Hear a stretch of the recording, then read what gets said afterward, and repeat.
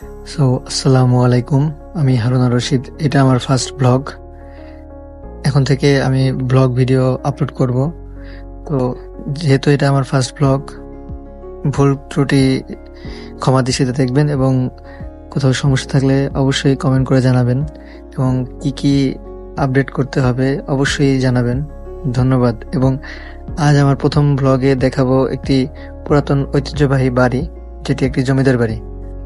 আমার সাথে এসেছেন আমার এক বড় ভাই, যিনি অনেকদিন ধরেই বলছিলেন, ভাই কোথাও ঘুরে আসি, কোথাও ঘুরে আসি। তো আজ হঠাৎ করেই তাকে বললাম, চলেন আজ ঘুরে নিয়ে আসি আপনাকে। তো যেই কথা সেই কাজ, চলে আসলাম জমিদার বাড়িতে। জায়গাটা কিন্তু আসলেও অনেক সুন্দর, আপনারা দেখতেই পাচ্ছেন কত সুন্দর একটি জায়গা। এখানে প্রতি বছর হিন্দু ধর্মাবলম্বীর লোকজন বিভিন্ন ধরনের অনুষ্ঠান এবং পূজা করে থাকেন। স্থানীয় লোকদের কাছ থেকে যতদূর জেনেছি, এটি প্রায় 400 বছরের পুরাতন একটি স্থাপনা। বাই দ্য ওয়ে, এই জায়গাটি লোকেশন আপনাদেরকে বলা হয়নি। জায়গাটি হচ্ছে গোপালগঞ্জ জেলার মুকসুদপুর উপজেলার বনগ্রাম বাজারের পাশেই অবস্থিত, যে জায়গাটিকে এখানকার লোকজন ভুইয়া ভাই নামেও বলে থাকেন।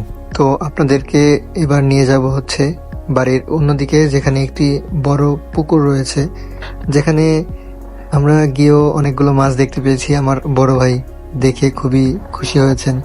শহরের কোলাহলপূর্ণ এলাকা থেকে হঠাৎ করেই গ্রামের মনোরম পরিবেশ দেখার সুযোগ হয়েছে তার, এবং ইতিহাসের সাক্ষী হতে পেরে সে খুবই আনন্দ বোধ করেছেন। তো আমার কথার মধ্যে জড়তার কারণে আমি আসলে দুঃখ প্রকাশ করছি। এটা আমার প্রথম ভ্লগ। আশা করছি এর পরের ভ্লগ থেকে আপনারা সবাই খুব ভালো কিছু পাবেন, এবং দয়া করে আমার চ্যানেলটি সাবস্ক্রাইব করে পাশে থাকবেন। এবং এখন দেখতে পাচ্ছেন এটি একটি কিন্তু শ্মশান। এখানে একজন লোকের সমাধিসৌধ নামে পরিচিত। স্থানীয়দের থেকে জানতে পারলাম এটি জমিদারের ছোট ভাইয়ের সমাধিসৌধ নামে ভূষিত করা আছে।